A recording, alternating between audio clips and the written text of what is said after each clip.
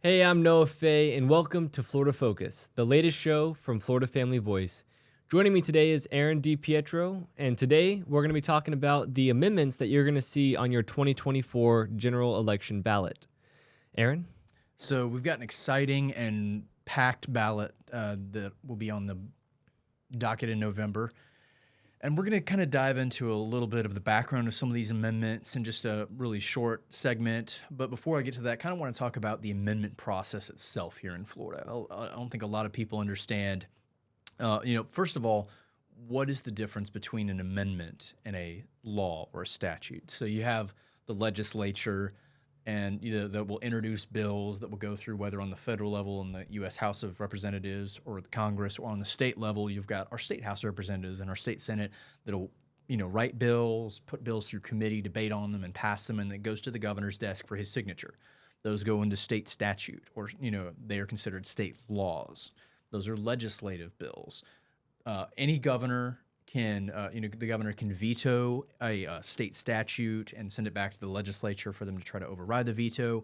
And even if the governor signs a bill, a future legislature or a future governor can easily be able to repeal that law, to wipe it off the books and overturn it. A constitutional amendment is completely different.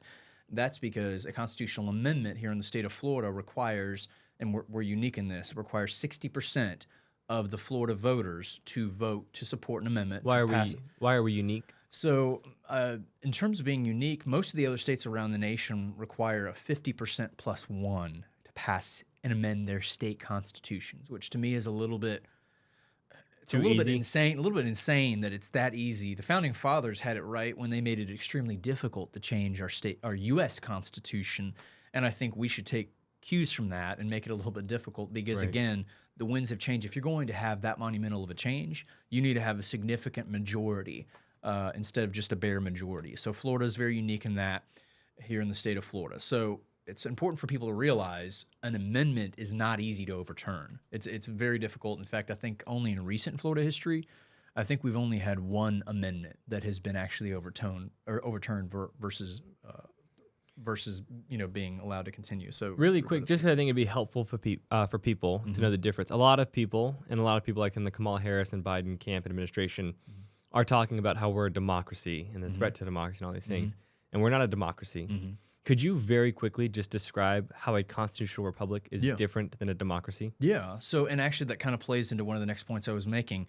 When we're dealing with ballot initiatives or constitutional amendments, we always need to ask ourselves the question, is this something that is actually best designed for a constitutional amendment, or is this something that should actually be in the form of legislation through the people's elected representatives? Right. Sometimes when you have, like in the Florida Constitution to this day, we still have an amendment that regulates how pregnant pigs are to be taken care of and treated here in the state of Florida in our state constitution. That's an issue that the legislature should have addressed, not the voters through a ballot initiative in the state constitution. So we always need to make sure that in terms of a democracy, the basic definition of a direct democracy is that everyone has a vote on every single thing that is happening. That's obviously very impractical in the United States of America, because if we all got together, if you had tens of millions of people getting together, you'd have a lot of problems. And unfortunately, sometimes direct democracy ended up becoming what many of the founding fathers called mobocracy, that it was ruled by the majority, even if it was a small majority, and in many cases the majority could punish and attack and harm the minorities.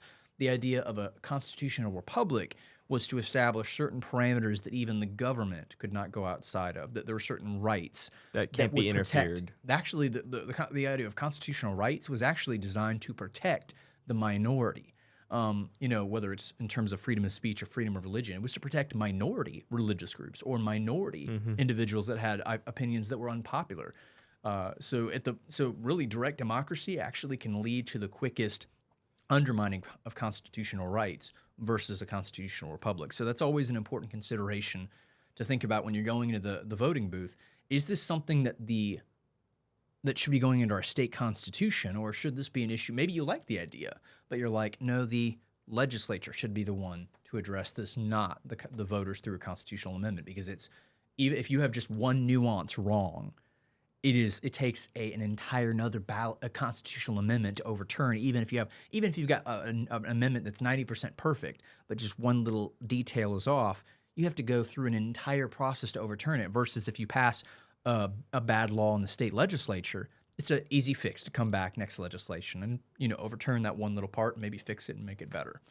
So that's which I think leads into you're going to be going over some of the small and maybe not so small things that could be wrong with each amendment as people are carefully considering how they want to vote. So before we get into that, I want to talk about the ways that actually ballot initiatives or constitutional amendments get on the ballot in the first place here in Florida. There's actually 5 ways that a constitutional amendment can get on the ballot. One is through a joint resolution of the state legislature. So you have to have 60% of both the state house and the state senate to put it on the ballot. That tends to be the majority of the amendments that you and I get to vote on each November here in the state of Florida is from the state legislature. Right. Second method is the Florida Constitution Revision Commission, which is unique to Florida. I think we're the only state that does this. That it's a special body of members appointed by the governor and the Speaker of the House and the Senate President at that time and their appointees to come together and propose changes that will go on the ballot for the Florida voters. That happens once every 10 years. And it's had mixed results over the past few years. There's actually been talk of overturning it just because the last Constitutional Revision Commission kind of went a little bit haywire in terms of they were combining completely different subjects in the same amendment and, requiring people to vote yes or no on the whole package deal. The third method, which is probably the second most used here in the state of Florida, is the citizen initiative, basically requiring organizations or groups to get a certain percentage of petitions of the total registered voters in Florida to get it on the ballot. That's been used here in the state of Florida. And then the other 2 methods, which are almost rarely, if ever, used, would be a constitutional convention and would be amendments proposed by the Florida Taxation and Budget Reform Commission. So again, this year we have 2 kinds of amendments that are being put on the ballot. Amendments 1, 2, 5, and 6 were put on by the state legislature in that joint resolution. And then amendments 3 and 4 were citizen initiatives that were put on by special interest groups and lobbyist groups that put those together and got the signatures needed to put it on the ballot. So we'll dive into that. As we go here next. Awesome. So, did you want to start at Amendment 1? Yeah. So we'll go into kind of the details of these amendments. So looking at Amendment 1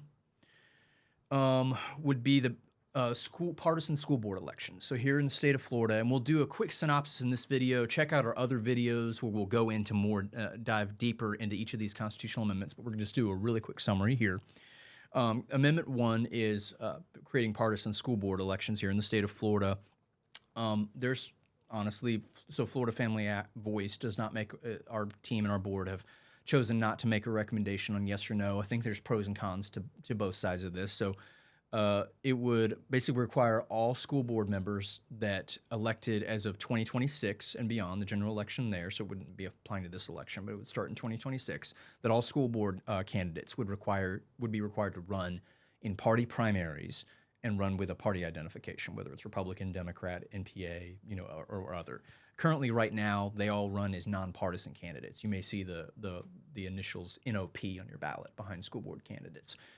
So there's debate on which way is best. I think there's pros and cons to both sides.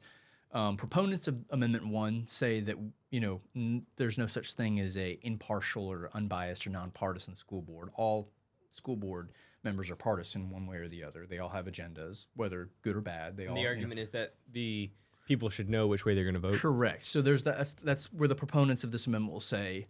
On the other side, so there's some that will say that partisan labels have no place in school board races, which is one argument against it. And there's another argument, too, by even some that would be considered more conservative, I guess you could say, on the spectrum, to say that it would be very simple for liberal activists in red counties just to switch their party affiliation and still hold their same, liberal ideologies and just run with, a certain political affiliation behind their name that would help them in that district and vice versa. So it really doesn't fit. It really wouldn't necessarily fix it. They argue that it wouldn't necessarily fix the problem, that it's a short-term fix. So there's pluses and minuses to both sides. Sure. But definitely do your research on Amendment 1 on whether you're voting yes or no. Amendment 2 is establishing the right to fish and hunt in our Florida State Constitution.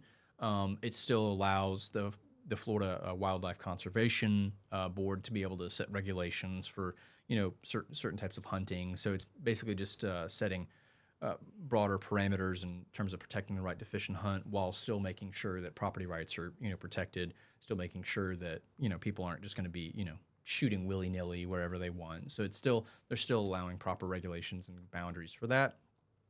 Amendment 3, which is the legalization of recreational marijuana. Check out our video on this. This is really, I think, opening Pandora's box. Whether or not you actually agree or not with legalizing medical or recreational marijuana, which at Florida Family Voice we disagree with for many reasons, but this amendment, even if you agree with it, it actually doesn't accomplish the goal that I think a lot of the people that are the grassroots supporters of recreational marijuana think it is. So basically, it's creating almost a semi-monopoly of individuals that are going to get to control. Those that already control the medical marijuana industry, they're the ones that automatically get grafted in to be the ones that control the process. That's why you see some of the big spenders in this marijuana debate are the people that already have control over the medical marijuana business. So it's really creating a semi-monopoly here in the state of Florida on the recreational marijuana industry.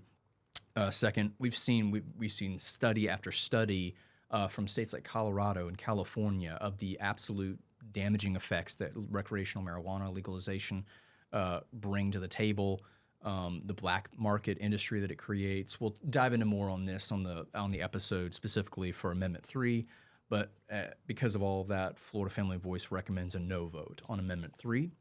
Amendment 4, which is probably the most critical and dangerous amendment at the same time on our ballot, is the legalizing abortion until the moment of birth amendment, which is on our ballot. It's extremely deceptively worded. It makes it almost seem like that there's that there's certain limits that can be allowed, but when you actually read and dig into the language of it, it is allowing abortion until the moment of birth here in the state of Florida. There's no definitions of any of the key terms like viability, patient's health, healthcare provider.